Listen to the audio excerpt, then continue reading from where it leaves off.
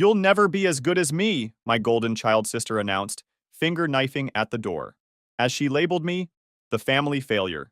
She didn't know Grandma would announce a $1 million seed next, and the room turned over. Hey Reddit. So, quick intro. I'm Daniel, 32 male, the practice child.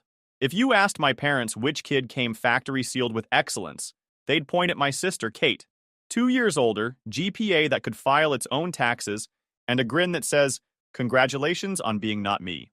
My parents are lawyers, the cocktail party kind who collect partners' names like trading cards. Respect is their religion. Bragging is communion. They expected two matching prodigies, shrink-wrapped. Small snag. I arrived defective. Human, not a resume. I drew the epilepsy card early. Seizures from blink and you'll miss to lights out. Meds made my brain dial up. A counselor floated a 504. My parents killed it with no labels in this family. Translation: aspiration over accuracy. Teachers saw daydreaming. It was buffering. The scoreboard was Olympic. Kate's A's meant balloons and upgrades. My C's got a TED Talk on tanking the brand. She was the real child trademark. I was the plot twist. Kate ran management by middle school, tattled like legal, postured like PR, and curated crowds for photos. People attended the event, not the person. Same school, different species. Teachers met Daniel and saw Kate adjacent. I even seized mid-exam, retook it foggy, scored worse. Dad called it excuses. The teacher mentioned the medical note. Dad heard disappointment. They didn't whisper it. They published it. Kate's reel looped. I got Daniel's finding himself. Parents speak for, we've lost him. Black sheep status, confirmed. Here's the sampler. 14. Seizure the night before a math exam. I still take it and crater. The teacher calls with the note. Dad barges in. You embarrassed us. And Kate adds, try studying. Villain origin energy. Senior year was laminated. Dinner as KateCon. I spared the Ivies the postage, aimed where grit mattered, and an offer landed. No confetti, just air. Mine. I brought the acceptance to the kitchen. Community college? Dad sneered. Kate did stand up about baristas and preheating the room. Dad closed with, don't mention your college again. It's embarrassing. 2 doors, audition forever, or build without an audience. I chose receipts and ramen, bike deliveries at night, help desk in the morning, geometry on weekends, binder clips and bad coffee kept the wheels on. Work tasted like air.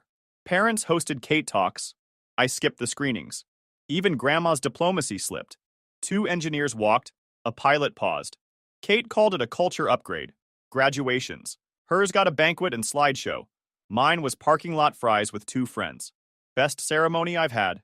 News traveled.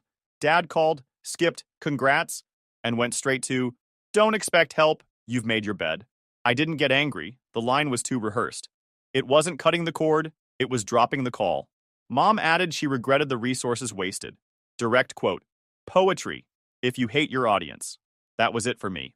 I hung up the phone, blocked their numbers, and decided I was done. No more trying to win their approval, no more waiting for them to see me as good enough. If they thought I was gone from their lives, fine. I'd make it official. I stopped showing up at family events, stopped answering messages, cut Kate off completely. It wasn't even a dramatic goodbye. I just disappeared. Then came the grind years. Classes, seizures, clock-ins. Distance was quiet and for once mine. No daily comparisons, no household scoreboard, just work, sleep, repeat. Imperfect, yes. But it beat being the family heavy bag. Kate resurfaced once with an email titled, Level Up or Opt Out, ending in, Step it up if you want to be taken seriously. No greeting, just branding. Marked as read by the void. By the time I transferred out, the thesis was simple. I function better off their grid. If I'm the black sheep, I'll pick the pasture. That was the last ping for almost a decade. No holidays, no calls, just airplane mode family. Best feature I ever enabled. Cutting them off wasn't cinematic. It was practical. Block mute. New lock. The air got bigger. No lectures, no parades, no Kate cameos.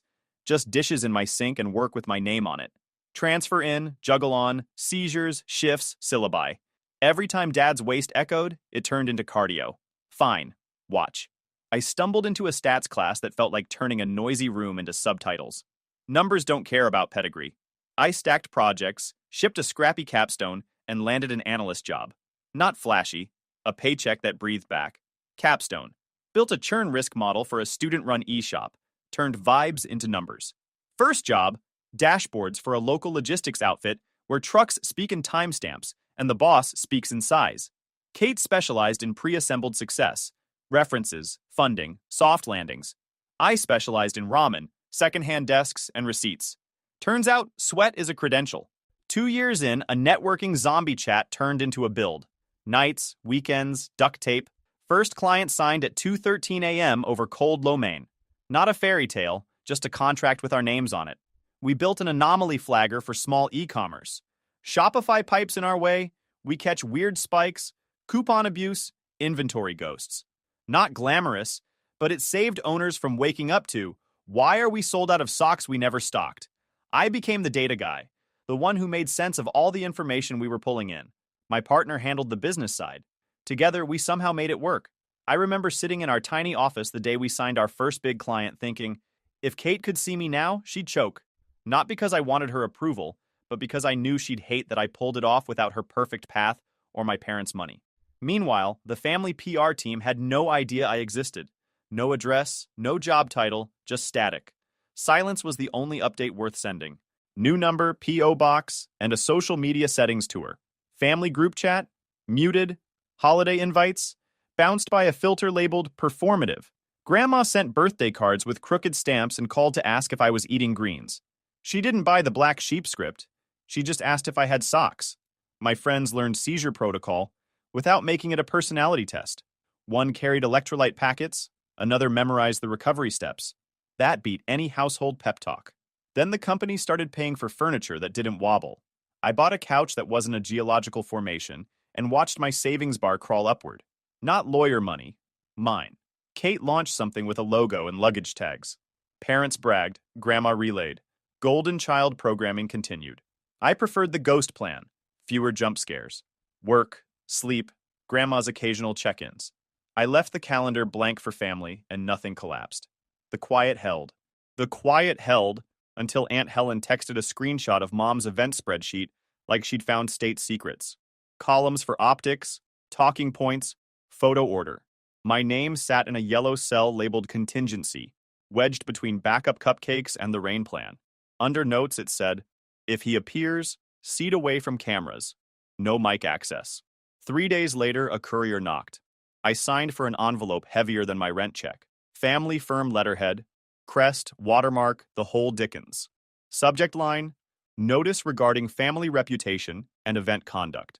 The letter banned unsanctioned remarks or toasts, any mention of medical issues or private family history, and even the use of our surname in any entrepreneurial or promotional context.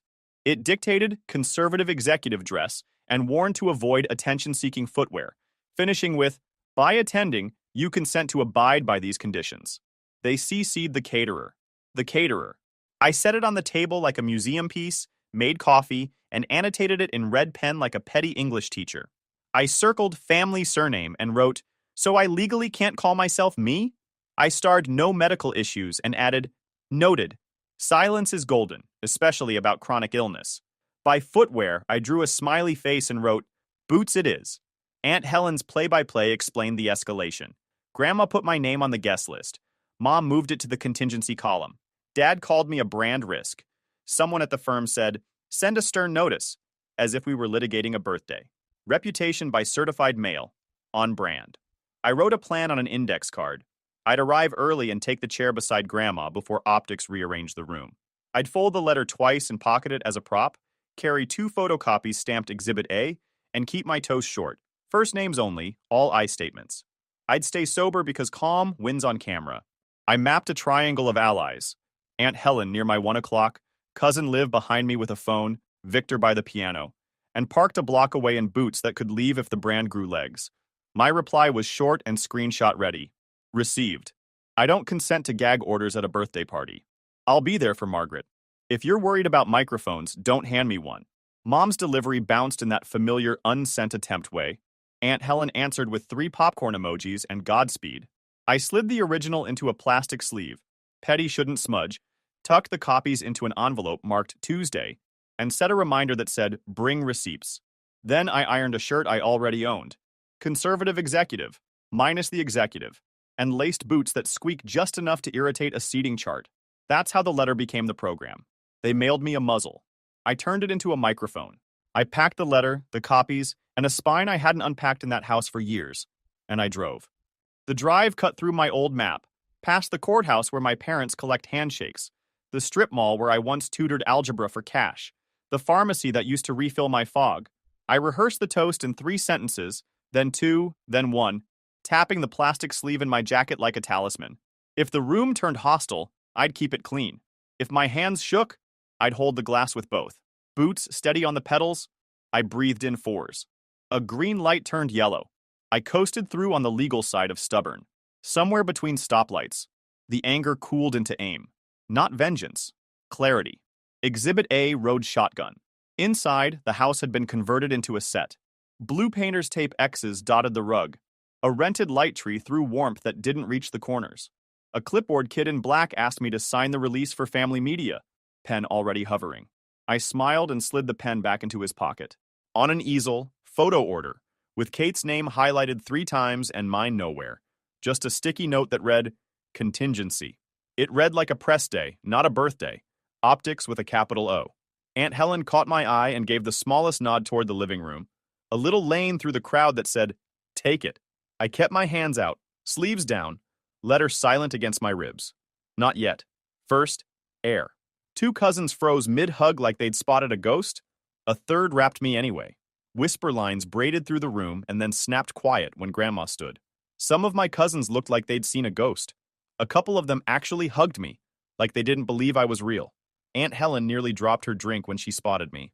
People were whispering, giving me these curious looks. It had been almost a decade since I'd shown my face at any family gathering.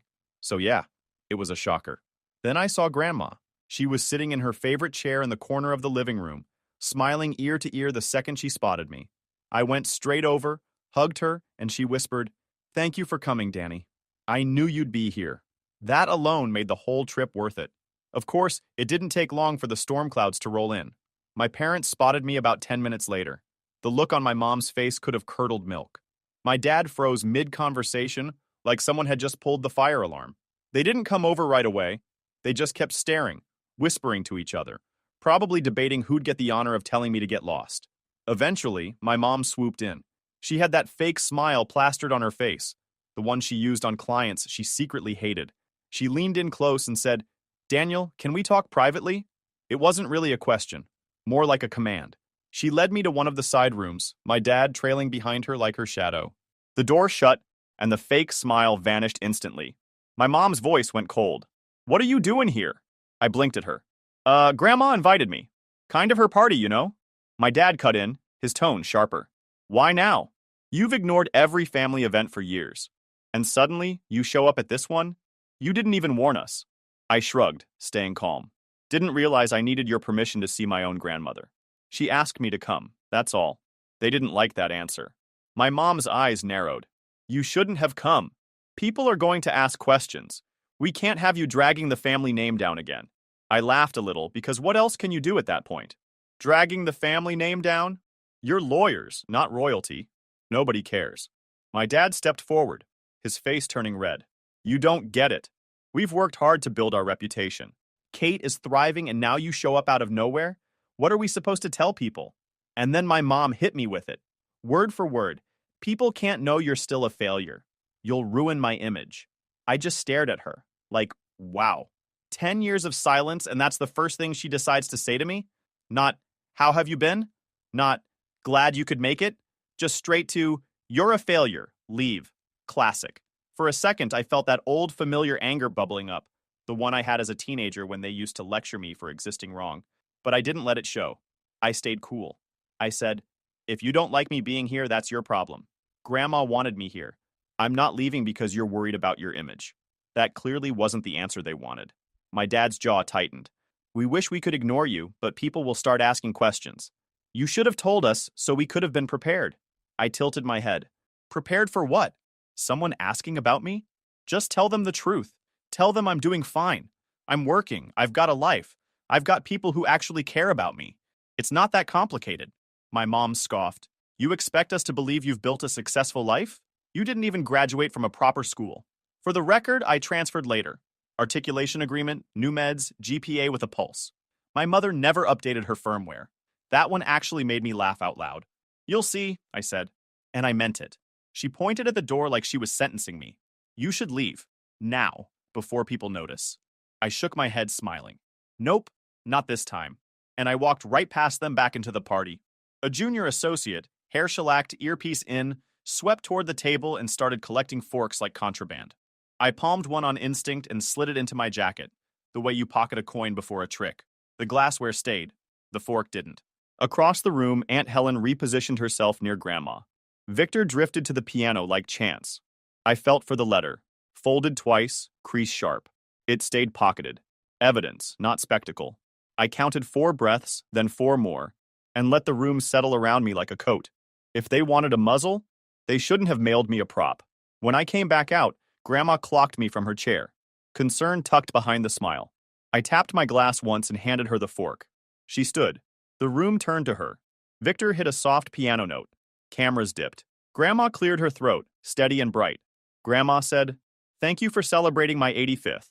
Before cake, I want to celebrate my grandson, Daniel. Some of you know headlines. I know the chapters. Daniel put himself through school, learned to live with epilepsy without making it anyone else's job, and built a company that helps small businesses catch problems before they become disasters. He signs paychecks. He keeps promises. He builds quietly and lets results speak. He is thriving. Now the fun part. I have created the Margaret seed for Daniel's company. $1 million, transferring this week. No leash, no strings, no board seat. This is belief, not control. Paperwork's done. The wire is queued. And because I like a good multiplier, I'm opening a matching pool up to $500,000. If you want to back Daniel too, see Aunt Helen for pledge cards. To Daniel, proof that character compounds. Raise your glasses. About time someone said it out loud. Proud of you, man. I'm in for a pledge. Send me the deck. I want to see more. Glasses rose. Aunt Helen. Good for you, Danny. Victor. Proud of you, son. A cousin whistled. Another mouthed, send the deck. My fingers loosened around the rim. The fork in Grandma's hand pinged the glass once more by accident, and the room laughed with her. Quick pause, fellas. YouTube just dropped this new hype feature. If you're hooked on this story, smash that hype button. It tells YouTube this video deserves to blow up, and it keeps even crazier stories coming your way. Thanks so much for your support. All right, back to the drama. Then the kitchen door banged the wall. Kate cut through the crowd. Smile preloaded. Are you kidding me? Community college? That's the headline? She pointed at me like a witness box. The air in the room turned cold. People froze, not sure if they should say anything. But Kate wasn't done. She marched closer, pointed right at me and went on, and your so-called startup? Everyone's got one these days. Most fail in a year. You'll never be on my level, Daniel. Ever. You'll always be the family embarrassment. She was in full performance mode. Chin up, smug little smirk, talking like she was addressing a jury. My parents stood behind her, silent but clearly letting her speak for them. I didn't move. Funny thing, Kate, I don't remember asking for your approval. I tipped my glass toward the pledge cards. Your level looks exhausting. A couple cousins chuckled under their breath. That set her off even more. She got red in the face, started stammering about how she was the real success story of the family, how mom and dad were proud of her. Not me. Grandma stood. Enough. Kate stalled mid-sentence. Not in my house. Not tonight. A palm flick. Out. Kate huffed, heels loud down the hall. The door thudded. Air moved. The rest of the family turned back to me, and instead of judgment, I saw support. Cousins came up to pat me on the back. Aunt Helen hugged me. Victor gave me a firm handshake. Even some people who never really spoke to me before came over and said they were glad I was there. I just smiled, stayed chill, and cracked a joke. Well, that went better than expected. The room laughed, and just like that, the tension broke. I rinsed cake knives at the sink with 2 cousins while Aunt Helen traded pledge cards for emails. Victor played As Time Goes By Too Slow, and Grandma shushed him, laughing. Someone handed me a trash bag. Someone else squeezed my shoulder. I wasn't a ghost. I stacked plates. 3 quiet days. Then, fists on my door like a battering ram. It was a Saturday afternoon. I was home catching up on work stuff when I heard banging on my door. Not knocking. Banging. Like the cops were there. I peeked through the peephole and, surprise, surprise, it's Kate. Same smug face, except this time she looked more angry than smug. I thought about not opening the door, but she wasn't going away, and I didn't want my neighbors thinking I was harboring a fugitive. so I opened it a crack. She waved her phone, Grandma's address book open in a photo, my name circled in ballpoint. She immediately shoved it wider and barged in like she owned the place. She popped a window. It smells bootstrap. On her way to the couch. I'll have Dad call your landlord. This building listens to us. No hello. She cut past me, claimed the couch, and started yelling. You humiliated Mom and Dad. Reputation. Mud. I leaned on the wall, arms folded, set my phone face down recording on the console table, and let the reel run. When she finally paused to breathe, I said, Kate, relax. I told the truth. If that embarrasses Mom and Dad, that's on them. That's when she got this nasty look in her eye. She stepped closer, pointed her finger right at my chest, and hissed, You will never be better than me. Never. You think your little startup makes you important? You're still nothing compared to me. You'll always be nothing. I couldn't help but chuckle. Not a loud laugh, just a small one, because the whole thing was so ridiculous. I said, Kate, you sound like a cartoon villain right now. Chill. That only made her angrier. She started pacing around my living room, muttering about how I ruined everything. Then she stormed out, slamming the door so hard the frame rattled. I thought that was it. Tantrum over. Nope. A second later, I hear crashing noises outside. I picked up the phone, the red dot blinked steady, and went to the window. She toppled the bins, booted the mailbox, shattered 2 new planters. An old lady from the corner lot, the one with the lilac hedge, stopped on the sidewalk. Hey, leave his things alone, she said. Kate snapped her head around. Back off, old lady. Mind your damn business. The woman steadied. I'm calling the police. Kate barked a laugh and kicked the mailbox again. Call whoever you want, then keep walking. You don't live here. She flicked her hand at the woman's phone. And don't point that thing at me. 2 neighbors raised their phones. This neighborhood should be grateful I'm even parked here, she yelled, punting ceramic. Don't startups write everything off? Eventually, she screeched something about how I'd regret this, jumped in her car, and peeled off. She shouted from the hall, Clean this place! If I ever visit again, I'm billing you for my time. I stepped outside, saw the mess she left, and sighed.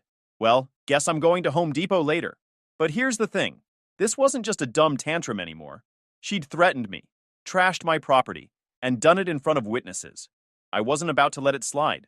So I took pictures, saved the neighbor videos they offered me, and filed a police report. I bagged the neighbor videos, and a judge signed a same-day ex parte TRO.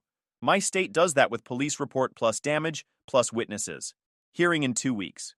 The evidence folder was titled Tuesday. It felt weird taking that step. She was my sister, technically. But at this point, she was more like an unstable stranger who happened to share DNA with me. If she wanted to play crazy, she could do it far away from me. Word got around the family pretty fast. Some relatives called me saying I'd done the right thing. Others said I was being too harsh, that I should have just let it go. But none of those people had Kate smashing their plants or screaming threats on their doorstep, so I didn't lose sleep over their opinions. Meanwhile, I kept it cool. Went back to work, hung out with my friends, checked in with Grandma, who actually laughed when I told her the story. She said, Good. Maybe now she'll finally face consequences. Gotta love Grandma. 2 weeks later, the judge converted the TRO into a 6-month no contact. She skipped the follow-up and it stayed in place. 3 days after the order went live, the video did what videos do. A neighbor's clip, Kate telling the lilac hedge grandma to mind your damn business and punting my mailbox, jumped from the block chat to a cousin's Instagram to someone's can you believe this Slack. By Monday, it was in a private channel at her office. A co-worker, one of the ones she calls junior resources, forwarded it to the managing partner with the subject line, Is this Kate? HR booked a same-day quick chat. They iced her first. Badge deactivated, calendar wiped, Slack gray. Then came the formal. In light of conduct inconsistent with our values. The email landed at 4:41 p.m. on a Friday, the universal time for corporate euthanasia. Her headshot vanished from the website before the out-of-office even posted. A client whose logo she loves to name-drop pulled their retainer pending review. The co-worker didn't gloat, at least not publicly. They just sent the link and let the policy do the rest. Kate tried spin. First, it's edited. Then, it's taken out of context. Then, she drafted an apology that read like it had been run through a dehydrator. I'm sorry if anyone was offended. PR told her to try again with actual regret. She told PR to try humility on themselves. She posted anyway. Comments went feral, then quiet. She deleted. The video kept moving. A conference panel she was slated to moderate sent a gentle, "We're going in a different direction." A podcast host postponed indefinitely. A VC who'd once introduced her as a rocket ship replied with a polite one-liner, "Not a fit for us at this time." Screenshots of the HR email made it into a founders group text, scrubbed of names but still fluorescent. In the family orbit, Aunt Helen's phone lit like a pinball machine. Grandma called it consequences. Plain as tea. Her startup felt it next. For all the independent talk, she'd built it on rented scaffolding. A marquee client here, a friendly investor there, a cousin's contact list as kindling. The scaffolding shook. One client paused the contract, then another. An investor wrote brand risk in an email that boomeranged straight to Dad. The board, two angels and a college friend with a suit, scheduled an extraordinary meeting. She called it a witch hunt. They called it runway. Either way, the numbers blinked red. I didn't hear any of this from her. No contact is no contact. But the updates had a way of finding air. Cousin Liv saw the badge email before Kate did. A friend of a friend forwarded the panel cancellation with a yikes. Even Victor, my uncle, got a text from the pianist at a fundraiser that read, "Is everything okay with your niece?" The room that once applauded her on arrival started watching their shoes. And it got to her. The perfect grid Instagram went dark, then came back as a quote tile about resilience in a font that apologized for itself. She rage-liked a post about haters at 2:13 a.m. and unliked it by breakfast. She posted a selfie from a co-working space captioned, "Heads down," then deleted it when someone asked, "Where's your team?" A college friend ran into her at a coffee shop and said she kept wiping the same ring off the table, round and round, like she could polish the day into cooperation. The alumni WhatsApp thread, once her personal press room, muted itself. She sent a paragraph there about slander and legal, and all she got back was a thumbs up from a number she didn't save. Her tone changed. Not the public one. The public one tried to be stainless, but in the corners where people still half knew her. She stopped correcting people mid-sentence. She stopped telling waiters she worked in venture. She started asking if anyone knew an employment attorney, just to look at something. When a mutual friend mentioned Grandma, she went quiet in a way I'd never seen quoted to me before. Pride is louder when it's winning. The money shrank. You could hear it in the nouns. You could hear, driver became rideshare. My assistant became this scheduling app. The hotel keycards on her counter turned into a punch card for drip coffee. She DM'd a former intern asking if they knew of fractional ops work. The intern sent a heart and nothing else. She couch-hopped. She blamed optics, then jealousy, then small minds, then the weather. It didn't fix the rent. By the time the board met, the startup wasn't a rocket ship. It was a paper kite in a storm. They didn't fire her. They accepted her resignation, which is HR, for we pushed you out and offered a lifeboat with a hole in it. The website changed founder and CEO to founder emeritus overnight. She posted a farewell thread about new chapters that sounded like it had been put through a wood chipper. The likes were from people who didn't watch the video. Thing is, the restraining order must have hit harder than I expected, because a week later, I got a phone call I never thought I'd hear. It wasn't from Kate, it was from my parents. After the restraining order, I thought maybe things would stay quiet for once. Nope. A week later, my phone rang with a number I hadn't seen in years. Unknown number. My old blocks didn't catch it, but I picked up. First thought? Kate found a burner phone and was about to start screaming again. I almost didn't pick up, but I did. Within 10 days, relatives were circulating video of Kate's yard meltdown. Grandma lit into my parents. An investor emailed Dad about brand concerns, and the TRO paperwork landed. Then my phone rang. Dad had pitched Kate like a TED Talk to a client-turned-angel at a bar event last year. When Cousin Liv's Instagram served the yard rage video to half the zip code, it reached the same guy. Circles are small when you only network in one. It wasn't Kate. It was my mom. Her voice wasn't the bossy courtroom tone I grew up with. It was shaky. She asked me not to hang up.